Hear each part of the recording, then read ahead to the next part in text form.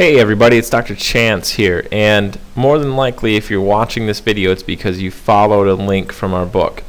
And what the links are for in the book and what this video is going to be for is just to give you a little bit better understanding of what we talk about in the book, because it can be kind of hard to understand some of the things we talk about. I know that. I know some of the medical terms and some of those things can be hard to understand and hard to grasp. And so this presentation, I hope, will allow you to see things in a little bit different light and help you get a little bit better understanding of what's going on. And so we're going to talk about things that drive inflammation in the body, and hopefully you'll see the bigger picture here of how you have to start to look and address almost everything and try and find these things that are driving it, or it becomes really hard to get well. So sit back. If you want to take notes, you can watch this video over and over, the different parts. I hope you enjoy it, and hopefully it gives you a little bit better understanding of the book. That's what this is going to do. It's going to expand on that book and give you a better understanding. So let's dive in here and get started. So most of you are reading the book or watching this video because something's going on in your life. You know, what got you here in the first place? And that's really what you have to start asking yourself. You know, you have to go look all the way back, even into your childhood sometimes. You know, why are you here? What is going on? And what got us here in this first place? Once we can kind of understand that, we can start to address a lot of these issues. So kind of just take a little bit of time and reflect a little bit about what you're actually dealing with and maybe some of the reasons for that. And I'm going to dig into more of the reasons here in just a second. So we've been told by our government basically that we eat way too much, right? We need to cut back, we need to eat less, we need to exercise a lot more to lose weight because we're really lazy, and we need to avoid fat because it's bad for us, it's going to give us heart attacks, and we need to eat more whole grains. That's just common sense, right? Wouldn't you guys say that's kind of what we've been told? That's what we've been told all along? Well, these are dead wrong, and it's literally killing us slowly, and it's driving inflammation in our body. And so we need to look at this in a totally different way. Because by now most of you know it's not just about calories in versus calories out, right, for weight loss. If all that it took were to lose a little bit of weight was eating less and exercising more, weight loss would be as simple as 6th grade math, right? It would be so easy, anybody could do it. You wouldn't need anybody's help. We wouldn't need all of these diet programs and all of these shakes and all of these multi-level marketing things. You wouldn't see any of it, right? Because it would be so easy to lose weight if all it was cutting back calories. It's not that simple. There's a lot more that goes into it.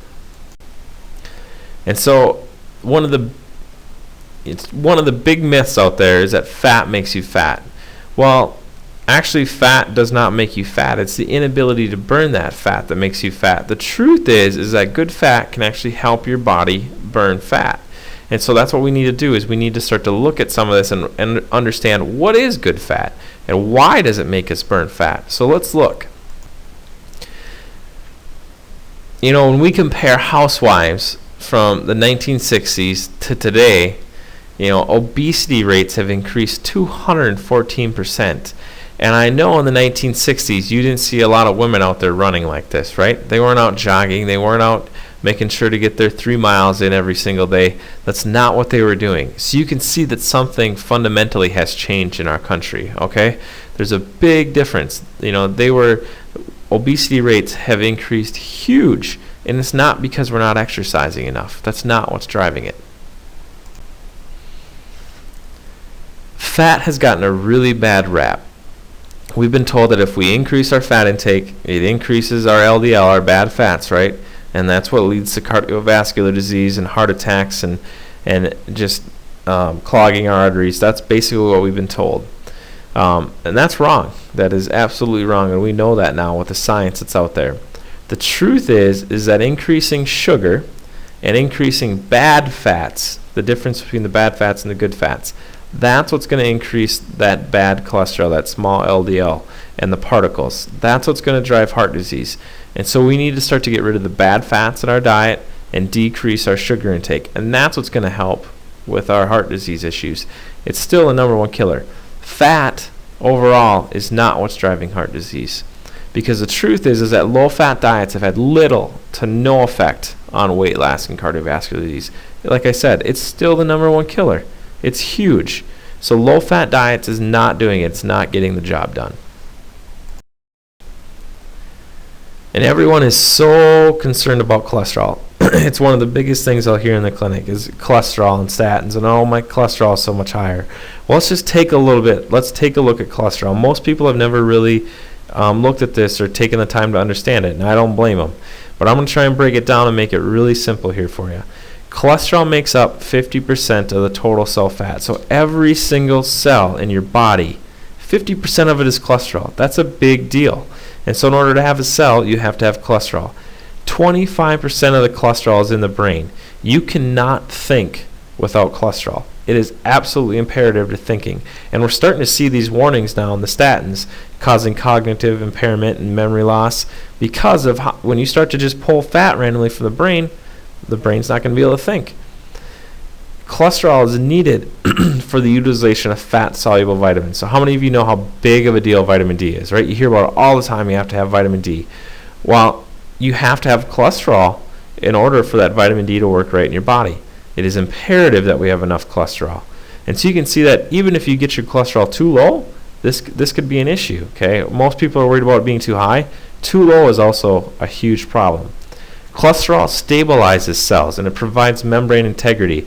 And basically what that means is it means that the cell isn't too volatile. It's not going to just fall apart. It's not going to be able to get taken down.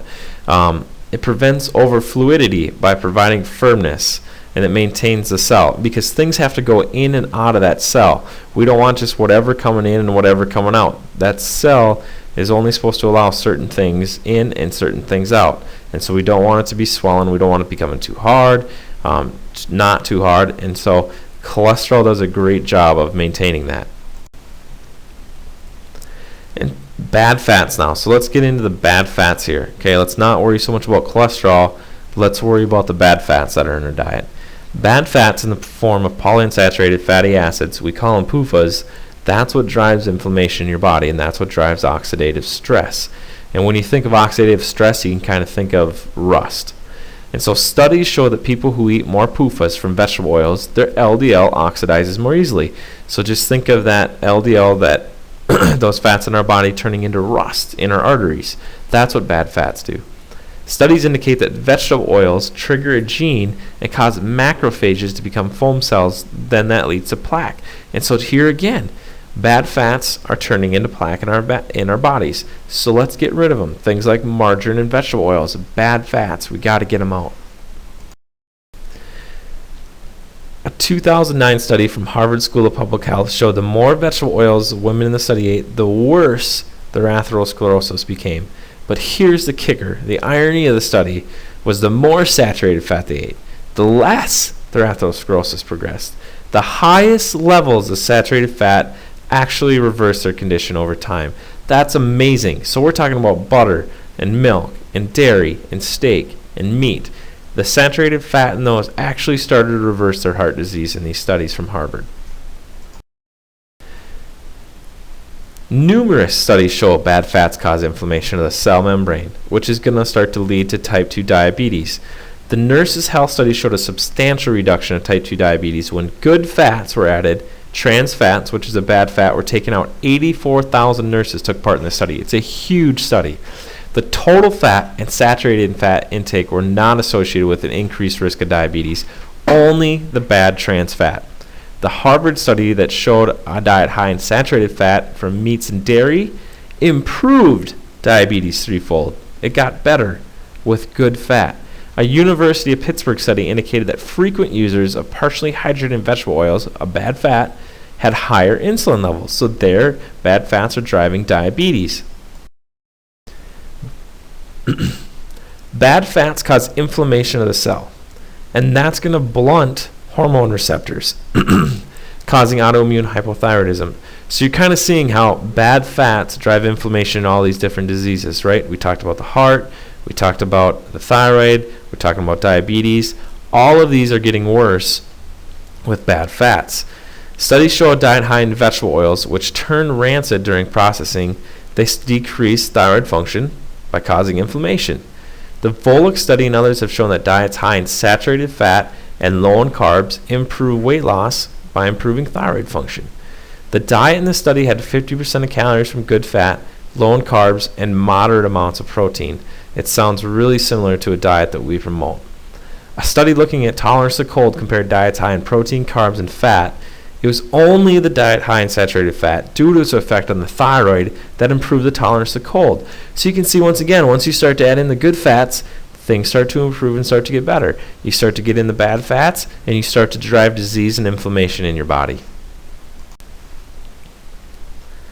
So you can see here how eating good fat is actually going to start to help you lose weight. And you actually must eat fat to burn fat in your body. And so we have to start to get these good fats in. Fat will literally start to reprogram your genetic code. We now know through something called epigenetics that you can actually change how our genes work. And so studies show omega-3 fatty acids, you guys all know those through fish oils. They have the ability to increase thermogenesis, which is burning fat for energy. And so this is great, good fat helping us burn fat. Omega-3 fatty acids also decrease the amount of fat you store for energy. How many of you want to decrease the amount of fat in your body? Yeah, all of us do.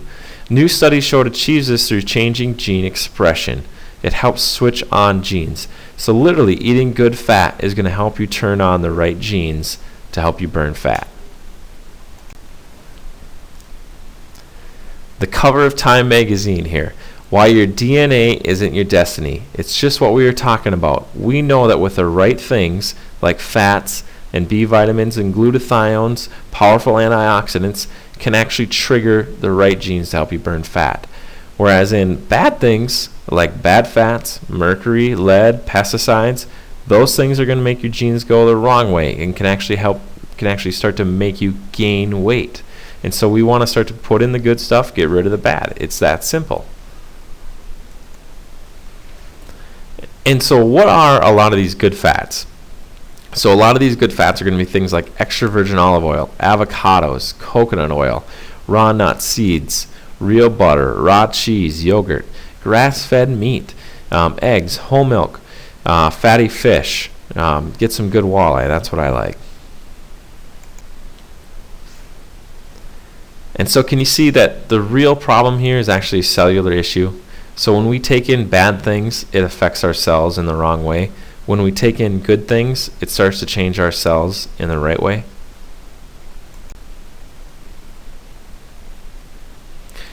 So Gary Toms in Reader's Digest, he's an amazing guy. He has a lot of good stuff out there. He says that most doctors see obesity as someone who's not care enough to do what they do. That's eat in moderation and exercise. But what he says, and he has literally reviewed all the research, and he has a degree from Harvard and Stanford, and basically his job is that he goes through, looks at the research, decides what's good, decides what's not, and then comes together and bases a conclusion on it. And what he says is that when he walks down the street and sees someone who's obese, he can't see it as anything but a hormonal disorder. Your body can basically use two things for energy. It can either burn sugar, glucose, or it can burn fat. Healthy people have the ability to burn both sugar and fat. However, most Americans can only use sugar. They're stuck in that sugar burning mode. The inability to burn fat for energy starts to cause uncontrollable cravings, and that's why people want to eat all the time. And this actually depends on a hormone in our body called leptin. And so in order for us to become fat burners, we have to get leptin working in our body correctly. Leptin tells our brain when not to eat. And it also tells us when to burn fat. Scientists discovered this quite a few years ago now, and they thought, well, let's just give everybody leptin, and that's going to help everybody lose weight, and they're going to know when not to eat. And they thought they just found this miracle thing, this miracle hormone. Well, it turns out, and diabetes works in the same exact way. So on the left side is a healthy cell. And so in our bodies, this is kind of what happens here. And glucose needs to get into the cell, right? And so insulin will bind onto a hormone receptor, and it opens a gate. And that in that gate, that's what allows glucose to go into the cell. Glucose is then turned into ATP, and that's what our body uses for energy. But in a person who's diabetic or pre-diabetic, all of a sudden they start to lose some of those hormone receptors, and now there's not as many areas for insulin to bind to, which means there won't be as many gates open, which means glucose isn't going to get into the cell as much. And so what that's going to do is more glucose is going to stay out in the blood instead of in the cell. And so slowly your blood glucose is going to start to rise. And pretty soon your doctor will tell you, well, you're pre-diabetic, you better do something about it. You don't really understand what that means. You probably don't know the best diet for that. And all of a sudden you go back 5-10 years later and now you're a full-blown diabetic. Well, if we start to get back and we look at these hormone receptors, this is what we have to do in order to get glucose into the cell. So we have to start to fix those hormone receptors, then glucose can get into the cell, and we don't have to worry about this pre-diabetes and the diabetics anymore, because we're going to have healthy blood glucose levels because our hormone receptors can hear insulin. And so diabetes is a big deal, right? 26 million people have diabetes. That's 8.3% of the population. 80 million have been diagnosed with prediabetes. A third of the children born in the year of 2000 will develop diabetes in their lifetime. Half of all African Americans. 20 years ago, there were no diagnoses for type 2 diabetes in children. Diabetes has doubled since 1980 and is expected to double again by 2030. Why? Most diabetics' lives are ravaged by other degenerative conditions, right? Even when they're taking their medications. 68% are going to develop heart disease, 50% are going to develop blindness, 60% of all amputations. 50% of all new cases of blindness are in diabetics. Got to rephrase that. 60% of all amputations are in diabetics. 70% will develop neuropathy. 30% develop diabetic retinopathy. On average, it's going to reduce your life by 8.5 years and a 2-fold increase in dementia. And so you can see there's a lot more going on here than just glucose, right? Type 2 diabetes, we've been told, is a lifelong illness. The truth is that if you can get those hormone receptors to hear that hormone, insulin, glucose is going to start to go into the cell. And research is starting to show this more and more and more. So get rid of the cause so that your hormones, so your cells can start to hear the hormones. And then you're going to start to see a change in that blood glucose.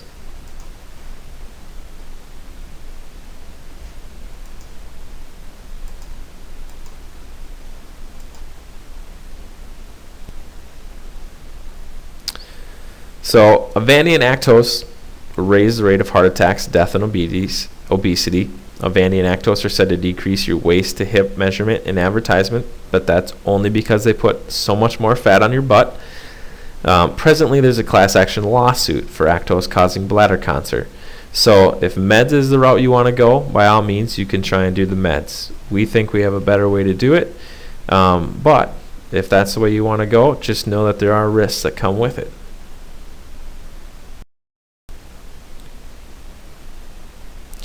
The Diabetes Association's low-fat, low-sodium diet is the best for diabetes. That's what we've been told. This diet is not effective for diabetes, and you can easily see it. In fact, low-fat diets have been shown in numerous studies to cause it. We showed that earlier, right? You need good, high-fat diets in order for those cells to start to come around and start to respond. December 2010, Harvard study showed a high-fat diet consisting of saturated fats found in meat and dairy actually had a 3-fold decrease in type 2 diabetes. Is that astounding? It's probably a little bit different than what you've been told. But I'm telling you, give it a shot. You're going to be really surprised at what happens. And so we're going to switch gears here a little bit. And basically, through this, I'm trying to give you an idea of all the different ways that inflammation affects the body and the things that are going to drive that inflammation. So we're just jumping into some of the bigger things here. So we did diabetes. We're going to do thyroid later. Right now, we're going to jump into digestion a little bit. Most of us have suffered from a digestive disorder. I was one of them. I was a big one of them. My story basically starts when I was 22 years old. And if you read the book, you probably heard this. But I took some antibiotics, and it completely destroyed my digestive tract. And from there, all kinds of things started to happen. Fungal issues, fatigue, and it just led down a road that was not good. I'm glad I got stopped where I was, and I found the people who helped turn my life around, and this information is what actually did it. And so that's why I'm sharing this with you. That's why I'm so passionate about it, is because I know that if you go down the other route, I don't think you're going to find much for answers and much for hope.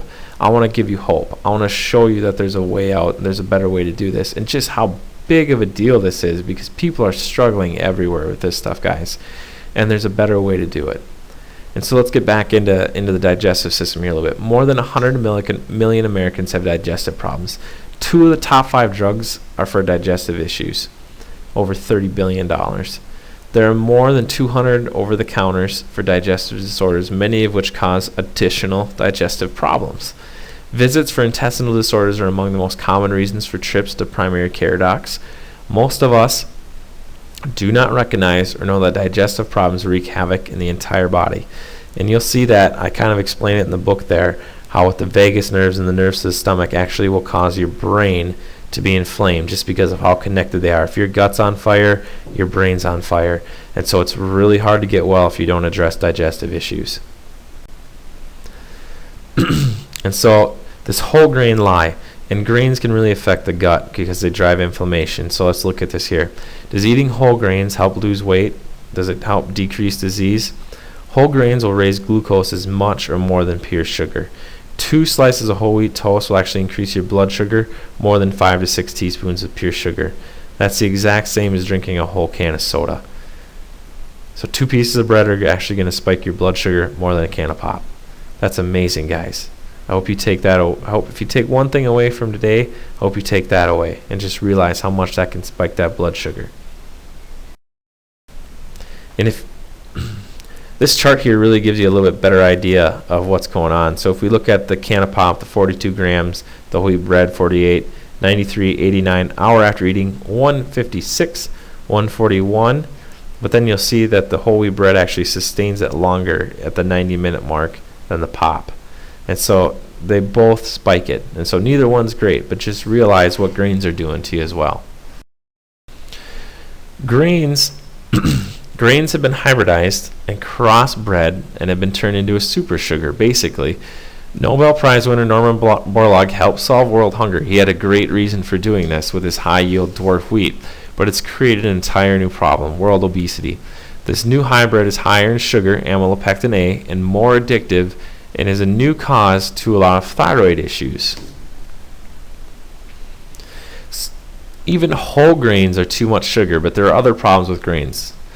GMO grains actually cause denatured proteins and sugars, which drive inflammation and therefore insulin resistance. And so these proteins, when you have a denatured protein and you have a leaky gut, those proteins are what are going to cross the barrier, and they're going to start to drive inflammation.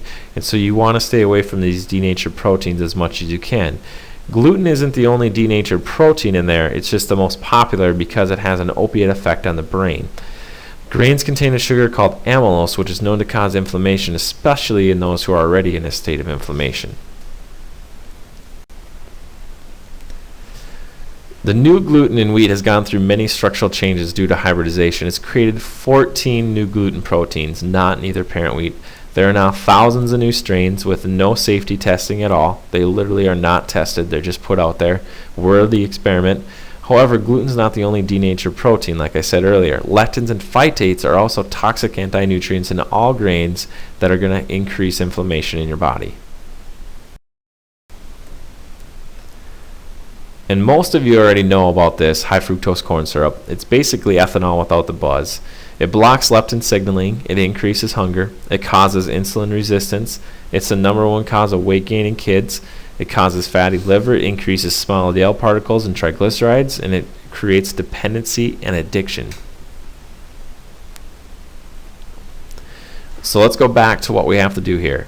So we know why we have to increase healthy fats, we covered that. We know why we have to remove sugar and grains, because it drives inflammation. And now let's get into the true cellular detox. Let's look at just a few of the things that could be driving inflammation in your body. And there's a lot of them out there. These are the most popular ones. And so toxins, you guys remember leptin, right? That fat, 1/3 of all leptin resistance. So the reason your cells can't hear leptin is toxin related. 1/3 of all of it.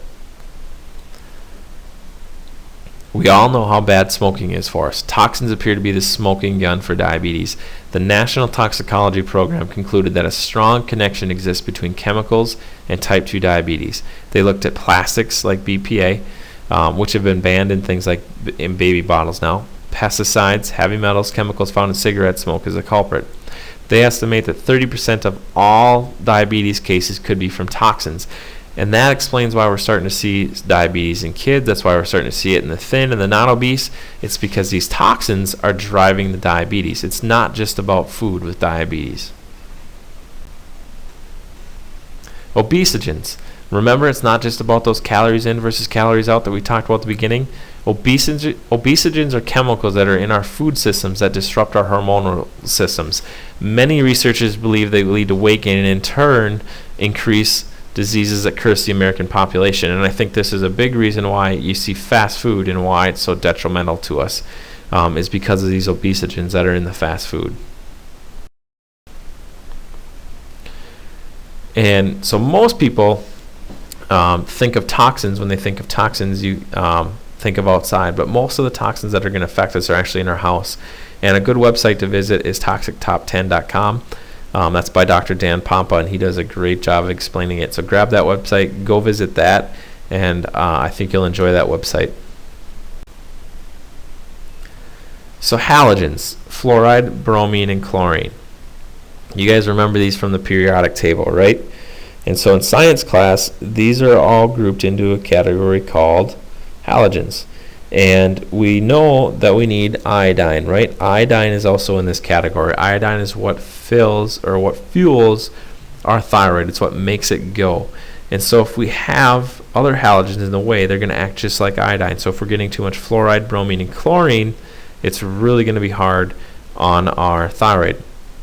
And just to give you an example of the toxins in our home that we just talked about on the last page, is what do you guys think is the number one most toxic thing in our house for most of us? It's actually going to be our dishwasher. And the reason is because most of us are going to have city water coming in, which is going to have fluoride and chlorine in it, and it's also going to have the detergent. Okay, so not only is it going to be all over your plates and everything you wash, but the most toxic part is actually when you're done. What do? You open up the dishwasher and you get what? That fume. And so the fastest way to your bloodstream is going to be breathing in through the lungs, and now you just breathe in chlorine gas, fluoride gas, and whatever was in that detergent. And so that's usually, for most people, that's a huge one. Where else are you going to find those fumes, those gases? In your shower, right? If you're taking a nice long hot shower and you live in town and you don't filter your water, chlorine gas, fluoride gas. Chlorine gas bombs were used in World War I.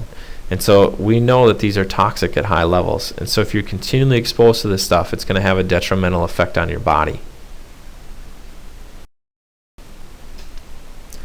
So we need to start to switch and remove a lot of these deadly obesogens, okay? These obesogens, what makes us gain weight. So plastics, pesticides, toxic beauties, heavy metals, mold. You know, and a big one, people are drinking diet pop, and a lot of you now know this, that the aspartame in there is going to be one of these obesogens, okay? So cut that stuff out. Find something better to drink. Because aspartame is going to stimulate the release of insulin and leptin, hormones that are intricately involved with fat storage and metabolism. And so you're going to start to get to the point where your body doesn't hear insulin and leptin anymore. That's what aspartame is going to do. It's going to trick you into it. So you think you're doing good by not getting calories in, but really, you're really doing your body harm, because you're going to start to become insulin and leptin resistant. You're not going to hear the hormone, and you're going to start to gain weight. And so that's why we need to stay away from the aspartame and the diet pops. Heavy metals. Heavy metals, I believe, are a big one, and the biggest source that I think that we get for heavy metals is going to be mercury, and it's going to be from amalgam fillings usually.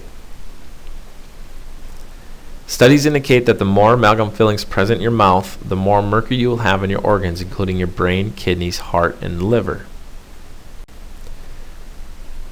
Most major countries other than the U.S. have extensive bans and health warnings regarding the use of amalgam fillings. This includes countries such as Austria, Australia, Canada, France, Great Britain, Japan, New Zealand, Norway, Sweden, and Switzerland. This is what an amalgam container looks like. And so Does that look like something you want to put in your mouth? No. Basically what they're saying is it's a toxin before it goes in your mouth. When it goes in your mouth, it's fine. When it comes out, it's now a toxin again. In 1988, scrap dental amalgam material was declared a hazardous waste by the EPA. OSHA has certain mandates present to handle the amalgam fillings before going into and out of your mouth. The guidelines are like this.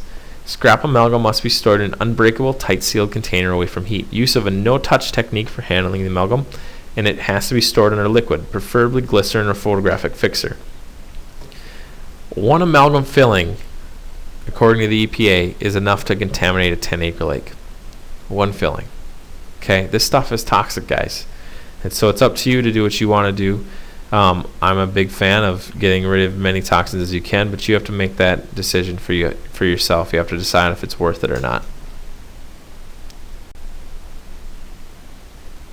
These are a lot of the common mercury symptoms that we see.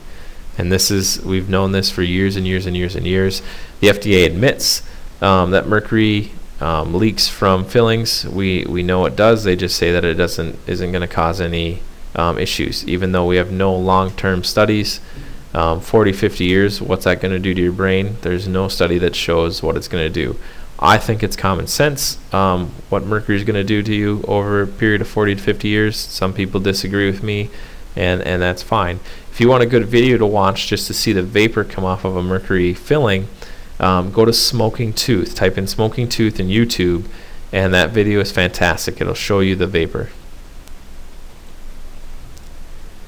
Lead toxicity is still a huge problem, and the number one source is actually going to be from your mother.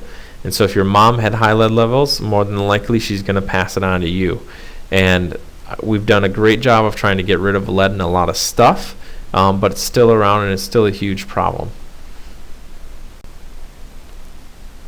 And this is just another example of where we still find lead in a lot of cosmetics. We find it in toys. And of course, things we're shipping over from other countries are probably going to contain some lead. And so this is another good thing to have checked. I always think that you should be tested for heavy metals. We run that test. If you ever want it, just let me know and we'll get you set up with it. And this is neat. Mike Adams from naturalnews.com has been doing a ton of testing. Anything you can imagine. His latest one actually was water, where he tested heavy metals in water. It's very interesting, and lead came back high. Just if you guys remember what happened in Flint, Michigan with the lead poisoning of all the kids and the families and basically the whole community there, he went around and they tested a lot of different water supplies in the country, and it's really neat. So check it out at naturalnews.com and see what he's been up to. But this is another one. He actually tested kids' cereals, and it was amazing the heavy metals that they found in parts per billion, and you can kind of see that here. And the nice thing about this is he has no money involved in it. It's unbiased. It's just the straight facts. There's no one trying to make a buck off of this, and that's why I like it so much.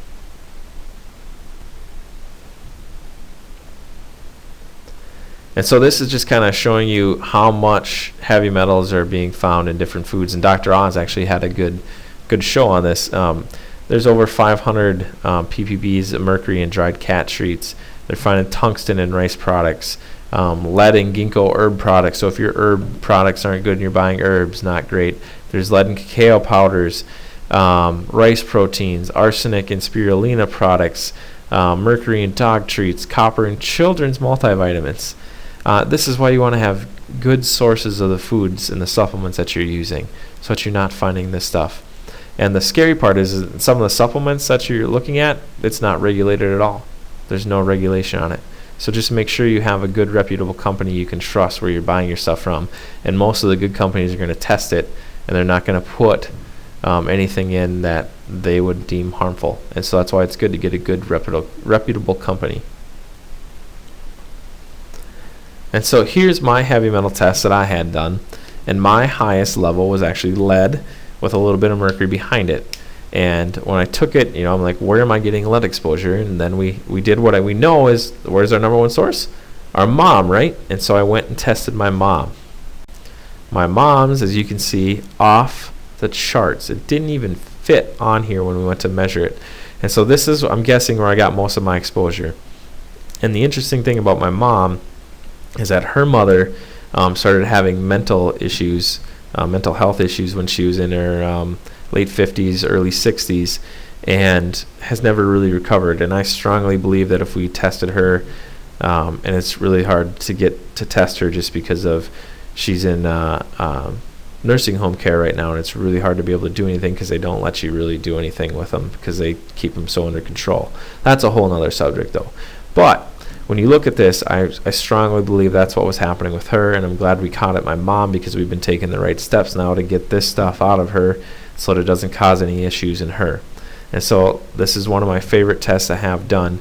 If this is something you guys want to have done, it's a fairly easy test to do, fairly inexpensive.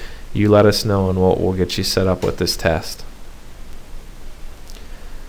And so one of the biggest things, one of the biggest benefits of giving heavy metals out, and this is just a ton of the research studies that have been done, is with heart disease.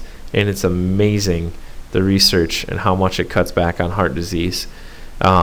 And one of the biggest killers in my family is heart disease, and so that's why it makes a big deal to me, and why I've been doing everything I can to get rid of these heavy metals out of my body, is just look at all of these studies that have been done that show the improvement with heart disease. It's incredible how much it improves heart disease. And so if you know anyone who have seen anyone who has struggles with heart disease, take a look at some of this research. And here's a whole nother page, and I'm sure we could find even more. But it's pretty amazing. And this is actually an article that was in Forbes, and it's from a cardiologist. And I just found it so interesting. I want to read it to you guys. What do we do with inconvenient evidence? Imagine studying a seemingly absurd practice that is used to an alarmingly extent by those who believe in it, despite the lack of evidence, and finding that the intervention improves outcomes. And imagine that the people conducting that trial are famous scientists with impeccable credentials who have extensive experience with this type of investigation. Imagine that the practice is so out of the mainstream that investigators cannot even posit how the treatment could reduce patient risk. We live in a world of evidence-based medicine where we are urged to base our medical recommendations and decisions on clinical studies. We base our guidelines on the medical literature and evaluate our practices by how well we adhere to the evidence. But what should we do with inconvenient evidence?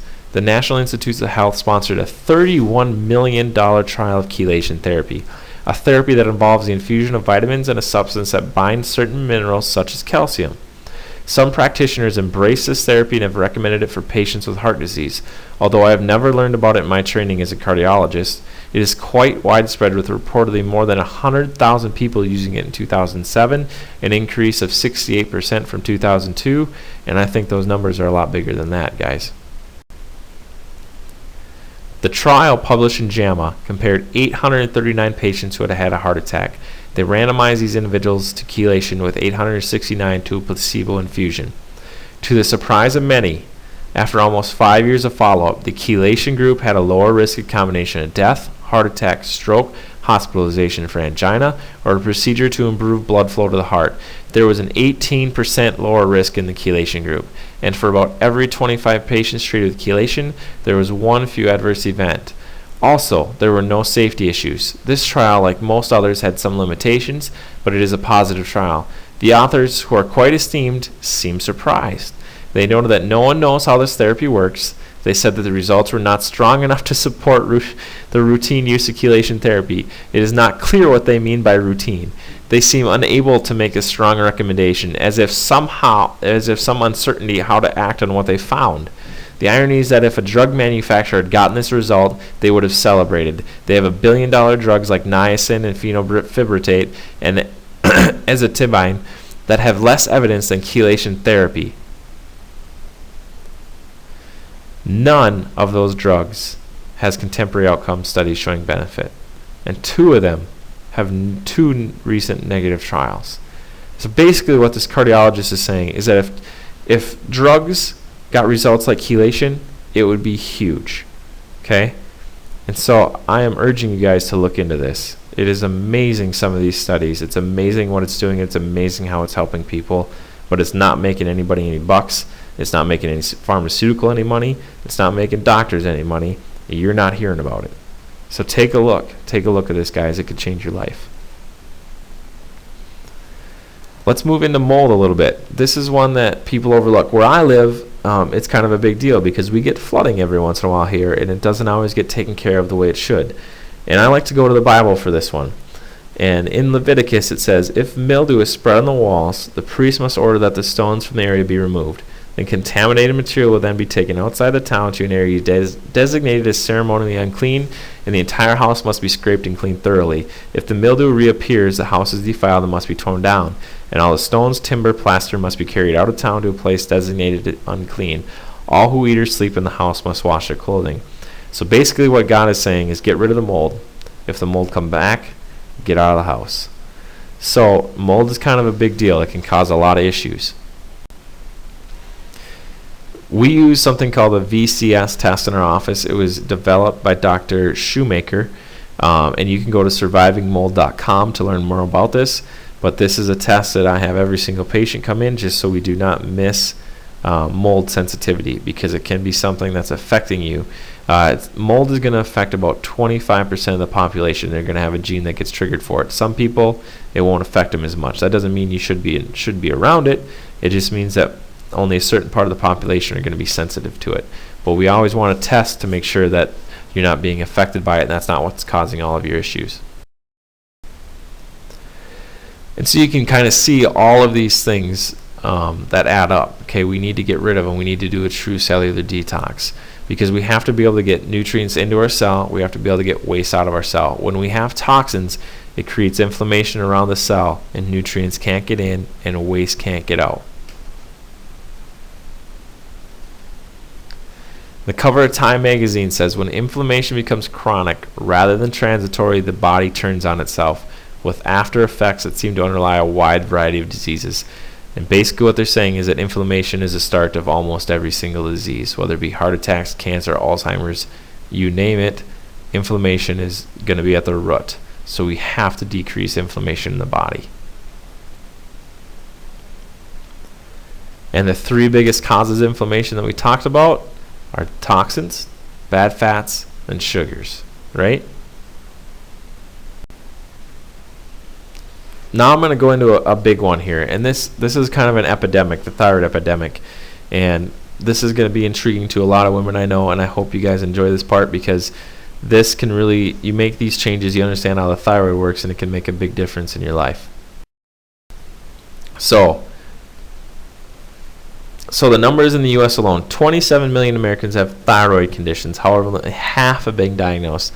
Thyroid conditions are the number one endocrine disorder in the U.S. Thyroid disease predisposes you to many other degenerative diseases, even if you're taking the medication. Things like obesity, blocked aorta, heart attack, depression, psychosis, seizures, memory loss, mood changes, and perimenopause. And so I know a lot of you know these symptoms, but thyroid conditions, these are the main ones that you're going to notice. Weight gain despite diet or exercise, sleep problems, fatigue, hot flashes, cold hands or feet, or just being cold in general, depression, thinning of the hair, the outer one-third of the eyebrows, brain fog, dry skin, brittle nails, infertility, constipation. The thyroid is basically like your regulator. If it starts to slow down, everything in the body slows down. If it starts to speed up, everything in the body starts to speed up. And so cold intolerance is a big one for people. Hair loss, finding a lot of hair in your drain, in the shower, in your brushes. That's not normal. It's a side of thyroid dysfunction.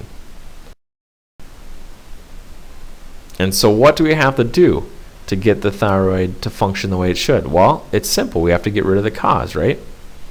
But what's the cause? It kind of depends on who you're talking to. You know, is it genetics? Is it just getting old? Is it the lack of hormones? The truth is that there's a cause, and when you remove it, the body and those cells can start to function the way they were made to function. And so we have to look at this as like a three-legged stool. We have to get all of it. Stress, any type of stressor, physical, chemical, or emotional, will affect the thyroid. Leaky gut will affect the thyroid, and genetics are going to affect the thyroid, epigenetics. And so we have to take a look at all three to solve. Hormones such as synthroid and levothyroxine are your only answer. That's what you've been told, right? That's what everybody gets put on, and when they've been put on there, most of the time you're on those for life. The truth is that 80% of the time, thyroid hormone does nothing to relieve your symptoms, and it obviously doesn't fix your condition.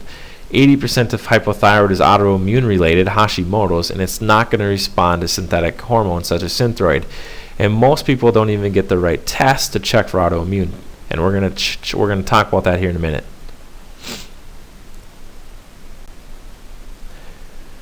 So, your blood work is fine and so are you. So, before 1971, it was standard practice to evaluate the patient's thyroid based on how they felt. Today, we're just looking at blood work. By the time your blood work has showed a positive test, you've most likely been having symptoms for 10 to 20 years, at least.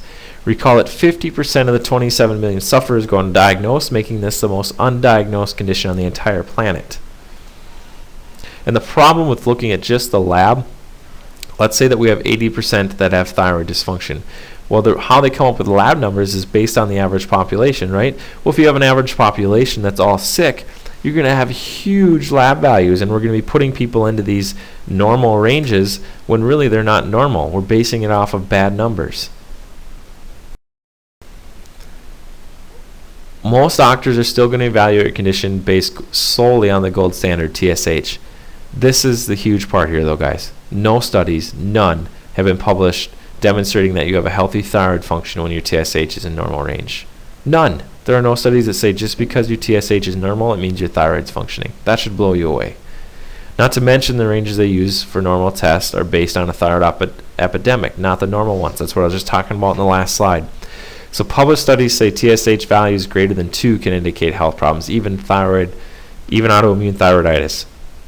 The normal I like to use is between 0.35 and 2.0.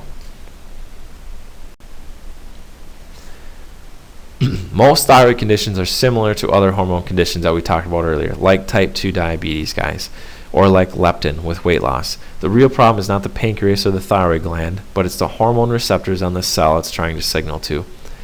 T4 must be converted to active hormone T3, and usually I try to draw a picture of this, and so this might be kind of hard to understand. I'm going to try to explain it here. But T3 is your active hormone. That's what the cell has to have, okay? And so that has to get into the cell. So if you're blunted, if your cell can't hear T3, then you're going to have a thyroid issue. So that's why it's important to get T3 tested. The conversion of T4 to T3 takes place in the liver. So if you have something going on with your liver, then the conversion of T4 to T3 might not be taking place. That's why we should look at the liver. And so this is a whole body system. It's not just a thyroid gland. Reverse T3 is produced during times of stress, and it will block T3 receptors. So reverse T3, your body's really smart. When it gets stressed out, it wants to deal with just that stress, and so it produces reverse T3, so it doesn't have to keep making the T3 hormone. And so T3 just goes on and it blocks all the receptor sites for your thyroid hormone. So if you're under a lot of stress all the time, reverse T3 may be a problem for you, and that might actually be the underlying cause of your thyroid issues. Our clinic evaluates these two untypical blood tests and can determine if this is actually a real problem. And so it's really crucial that you actually look at these tests too, so you can actually understand what's going on with the thyroid. With just one test, with just TSH, it doesn't tell you what's going on. You need more testing to see what's actually going on. The thyroid gland isn't the only problem, okay? It's not just about your thyroid. The thyroid works in synergy with the adrenal glands, the pituitary, the pancreas, and even the liver. And therefore, we have to look at all of these things to make sure they're working right. Even poor digestion. Remember I told you the gut plays such a huge role with the brain and inflammation. Food intolerances, all of those things can drive thyroid issues. And so the real problem here that you guys can see with all of these things that we've talked about, all of these different issues and symptoms, comes down to cellular inflammation. That's why I wrote a whole book on it. We have to decrease inflammation in the body so our body can start to hear our hormones, so our bodies can start to work correctly. One test that we do on people who come in, we use something called the meta-oxy test. It works fantastic for looking at your level of inflammation. Any nutrition patient who comes in, we do this test right away so we can measure where your inflammation is at. And so there's three main things that we have to do in order to decrease inflammation. We have to have the right diet. We have to increase those good fats, decrease the sugars and grains, and ultimately that's going to help us reduce inflammation. We have to have the right protocol. So depending on what's going on, what you're struggling with, there's certain things, whether it be iodine for the thyroid or lipid therapy, maybe to help with obesity. There's different things that we use in order to get well, and so you have to have the right protocol in place to help with these things and to get whatever you're struggling with. Everybody's a little bit different, so you can never say you need this, or you need that. And the same thing goes with the true cellular detox. Okay, you have to remove whatever the cause is, and that's also going to be different for everybody. And so that's why I say look back, write down what you're struggling with, figure this out, and start to remove these things that are driving the inflammation in your life. If you ever need help with this, we would certainly love to help you out. I don't want to be salesy, but just know that we're here if you struggle with finding these things out. We'd be glad to help guide you along the way. And so these are the three main things that we do. It's the diet, it's the protocol, and it's the detox, finding those things. And so I just want to give you guys some examples of the diet, things you can start doing right now on your own. And so things like high fructose corn syrup. Just try and figure out what this is here. High fructose corn syrup, glycerin, fructose, sugar, maltodextrin, natural and artificial raspberry flavor, corn starch, caramel color, red number 40, blue number 1, enriched wheat flour, whole oat, sugar, partially hydrated soybean and cottonseed oil, high fructose corn syrup, honey, dextrose, wheat bran, soy lecithin. Just look at everything that's in here. Can you see how much this is going to drive inflammation? And yet people think this is one thing that's healthy for them when they're trying to lose weight. What do you think it is? Yeah, a Nutri-Grain bar. Most people are going to try, a lot of people use this when they're trying to lose weight, but you guys can now see how much this is going to drive inflammation in the body. Let's do one more. And you can just see here again, enriched wheat flour, sugar, gram flour, partially hydrated vegetable oil shortening, which is going to be a bad fat, soybean, bad fat, cottonseed oil, bad fat, high fructose corn syrup, honey. So what do you guys think this is? Yeah, crackers. A lot of people snack on these, when they're trying to lose weight. And look what the box says: no cholesterol, low in saturated fat. Well, we've learned that that's not what it's all about, right? I hope you guys grabbed that from earlier in the talk. And if you missed it, go back and just think about that for a little bit, okay? So you can see how you're marketed to, because people still think that it's low fat, no cholesterol, that's the way to go. But if you turn it around, believe me, you're going to see some huge differences. And so just think about where you're at right now, okay? Do you like where you're at? More than likely you don't like where you're at, okay? And so you got to make changes if you want to see any differences. If you stay exactly doing what you're doing right now, nothing is going to change. I guarantee you that. They estimate that 3% of people are actually going to make changes, and 97% of the people who hear this won't do anything. And so I hope it's more than that. I really do. But in reality, I know it's probably not going to be. But be that person who makes a change, because it's the only thing that's gonna change your life. Okay? There's no perfect pill, no perfect potion. It takes hard work. It really does. And if you need help along the way, we're here. Let us know. I'll gladly help you. If you don't, hopefully for some of you, this gave you enough information where you can do this. You can do this on your own. And believe me, if you do this, if you start to make these changes, it's going to make a huge difference for you. There is a ton of upside to this and very little downside to making these changes. And I know you're going to see a huge change when you do. If there's anything we can do for you, let us know. Guys, I hope you enjoyed this. Go through it, watch it again. And you guys have a great day. Hope you enjoyed the video, and God bless.